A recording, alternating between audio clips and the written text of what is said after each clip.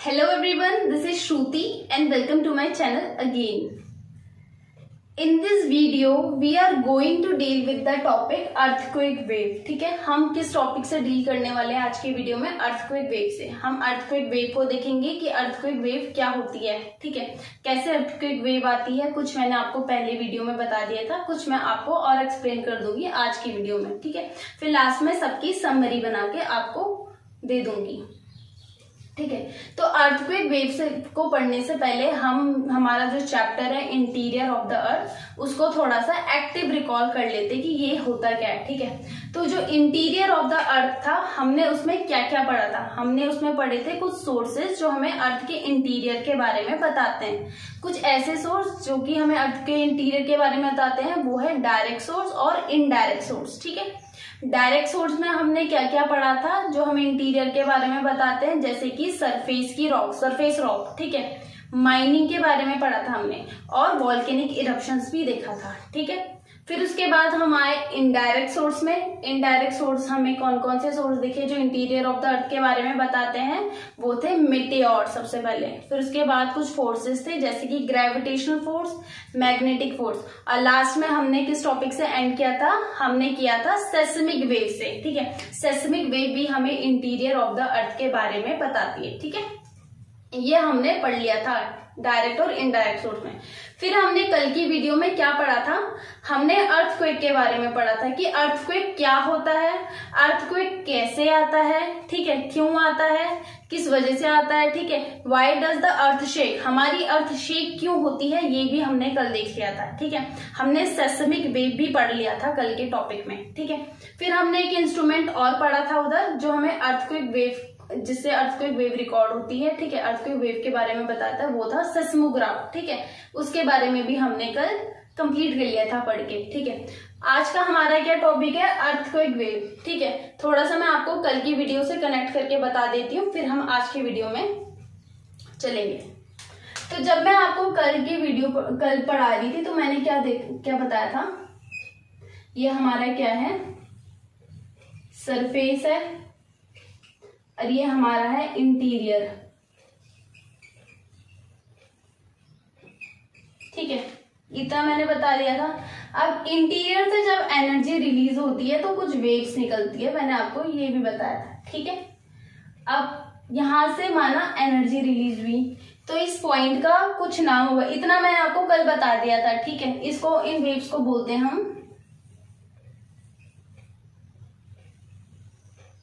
Seismic wave, ठीक है। क्या बोलते हैं इन वेव्स को? हम सेस्मिक वेव बोलते हैं। इतना मैंने आपको कल बता दिया था। आज मैं इसको थोड़ा सा और एक्सप्लेन कर देती हूँ इस डायग्राम को। जिस पॉइंट से एनर्जी रिलीज होती है उस पॉइंट को बोलते हैं हम फोकस और हाइपोसेंटर, ठीक है। इस पॉइंट को क्या बोलते हैं? हम फोकस या हाइपोसेंटर भी बोलते हैं, ठीक है, जहां से क्या होती है? एनर्जी जनरेट होती है, ठीक है।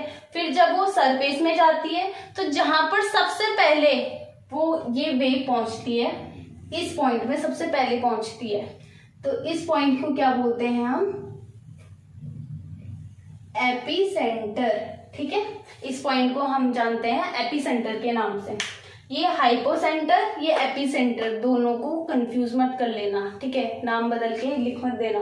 हाइपोसेंटर अलग है जहां से एनर्जी रिलीज होती है, और एपिसेंटर जहां पर एनर्जी सबसे पहले ट्रेवल होती है, ठीक है। ये हो गया, हमें अर्थक्वेक वेव के बारे में पता चल गया कि अर्थक्वेक वेव क्या होती है। अर्थक्वेक वेव यही होती है जो सेस्मिक वेव है, ठीक है। एनर्जी रिलीज हुई, अर्थ के सरफेस में आई, अर्थ के सरफेस में जब एनर्जी आई तो क्या हो गया? सरफेस क्या होने लग गया? शेक होने लग गया। जब सरफेस शेक होने लग गया तो हमें पता चला कि अर्थक्वेक आ गया है, ठीक है। इतना हमने देख लिया। अब हम इसको और आगे पढ़ेंगे अर्थक्वेक वेव को। तो अर्थक्वेक वेव दो टाइप की होती है।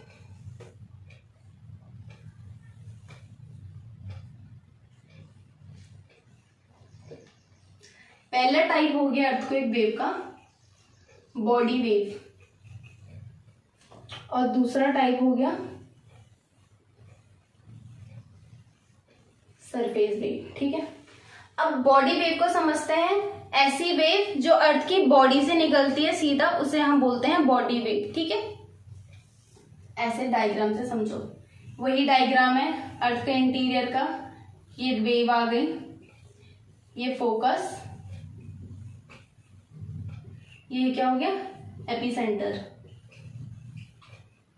अब ये है हमारा सरफेस और ये नीचे क्या हमारी बॉडी इंटीरियर। ठीक है, तो बॉडी से क्या निकली, सरफेस तक वेव निकल गई, तो इसको क्या बोलते हैं हम, बॉडी वेव के नाम से जानते हैं। ठीक है, बॉडी वेव क्या हो गई, जो सर फोकस से वेव निकलती है वो फिर सरफेस में जाती है और फिर सरफेस में जाकर क्या करती है, शेक करती है। ठीक है, अलग अलग पार्ट्स में चली जाती है और शेक करती है, उसे हम बोलते हैं बॉडी वेव। ठीक है, अब आता है सरफेस वेव।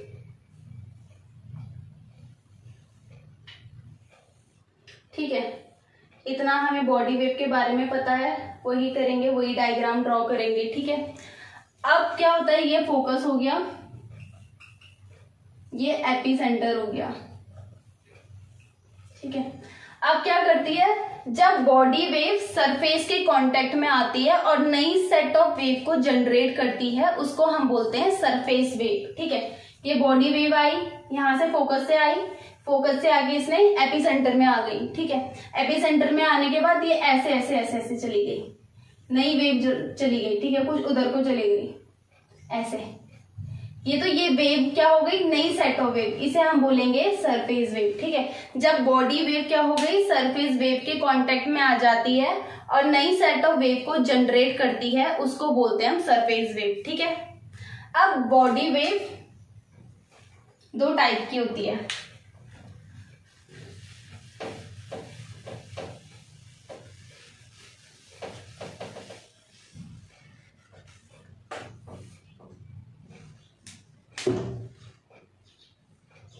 ठीक है,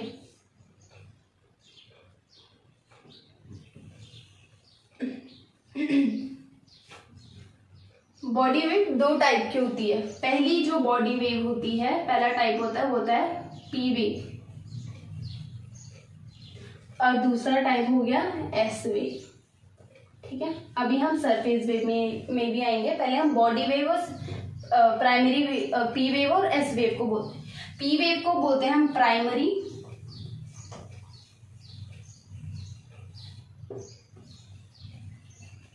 और एस वेव को हम बोलते हैं सेकेंडरी वेव।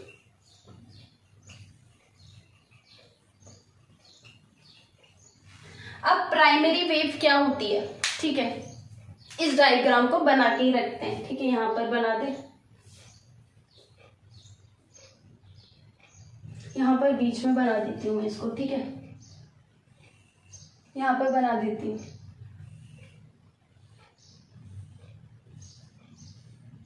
ठीक है, ये हो गया F for focus, E for epicentre, ये हो गया सरफेस, ये दिख रहा है, और ये हो गया इंटीरियर।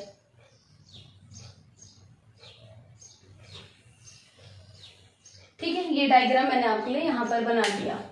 अब क्या होता है, प्राइमरी वेव, जो वेव यहां से निकलकर सबसे पहले यहां पर पहुंचे, ठीक है, उसको बोलते हैं हम प्राइमरी वेव। ठीक है, सबसे पहले पहुंचने वाली वेव को हम बोलते हैं प्राइमरी वेव। इसकी स्पीड होती है 7 to 8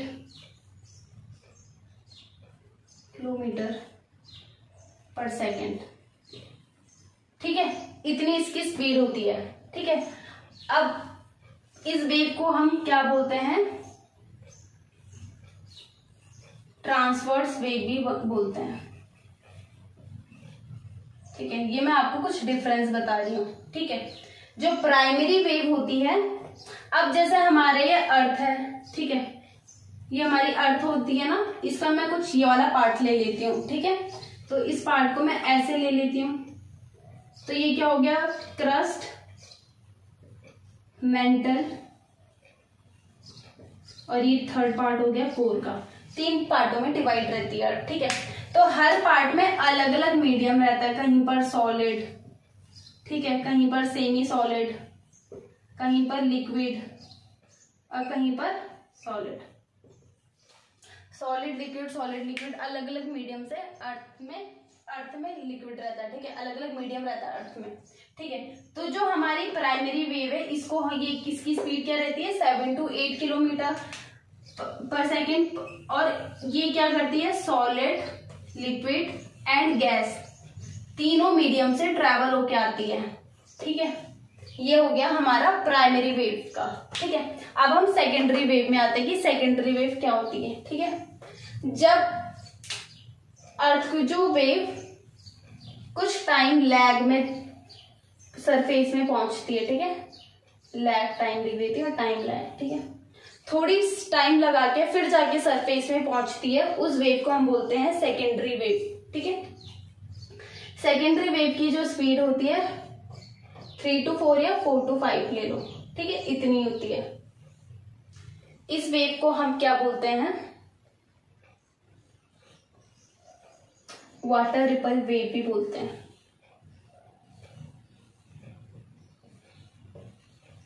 और ये वेव सिर्फ सॉलिड मीडियम में ट्रेवल करती है, ठीक है। ये ना तो लिक्विड में ट्रेवल करेगी ना ही गैस में ट्रेवल करेगी, ये सिर्फ सॉलिड ही मीडियम में ट्रेवल करती है, ठीक है। तो आज हमने क्या देखा, हमने अर्थक्वेक वेव के बारे में देखा, ठीक है। अर्थक्वेक वेव में हमने बॉडी वेव देखी, कुछ सरफेस वेव देखी, ठीक है। बॉडी वेव में हमने क्या क्या देखा, प्राइमरी वेव देखा और सेकेंडरी वेव देखा। अच्छा भी सरफेस वेव भी बाकी है। प्राइमरी वेव क्या होती है, जो सबसे पहले चली जाती है, स्पीड जिसकी ज्यादा होती है, ठीक है, सबसे पहले सरफेस में चली जाती है, वो हो गई प्राइमरी वेव। ये सॉलिड, लिक्विड, गैस तीनों में चली जाती है, इसको हम ट्रांसवर्स वेव के नाम से भी जानते हैं, ठीक है। सेकेंडरी वेव क्या है, जब जो थोड़ा टाइम लगाने के बाद फिर जाती है सरफेस में, वो हो गई सेकेंडरी वेव, ठीक है। इसको हम वाटर रिपल, और ये सिर्फ सॉलिड मीडियम से जाती है, ठीक है। ये हो गया हमारा प्राइमरी और सेकेंडरी वेव का।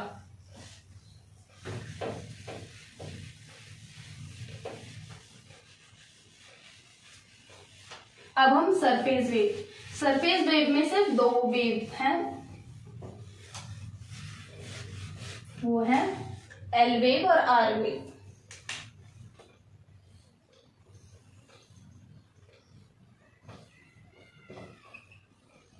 सरफेस वेव भी दो वेव में डिवाइड होती है।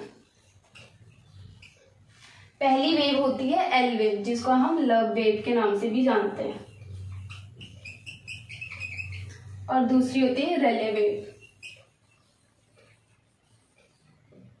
ठीक है।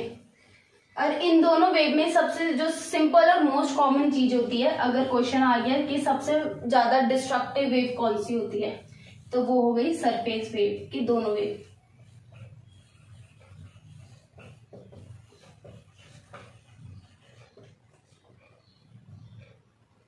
ठीक है। बस इतना ही, बस इतना, ठीक है। सरफेस वेव दो वेव में डिवाइड होती है, एक एल वेव होती है और एक आर वेव होती है। एल वेव क्या होती है, सबसे ज्यादा destructive, as same as R wave. R wave भी क्या होती है, सबसे ज्यादा डिस्ट्रक्टिव होती है, ठीक है। तो आज हमने क्या क्या पढ़ा, आज हमने पढ़ा अर्थक्वेक वेव के बारे में।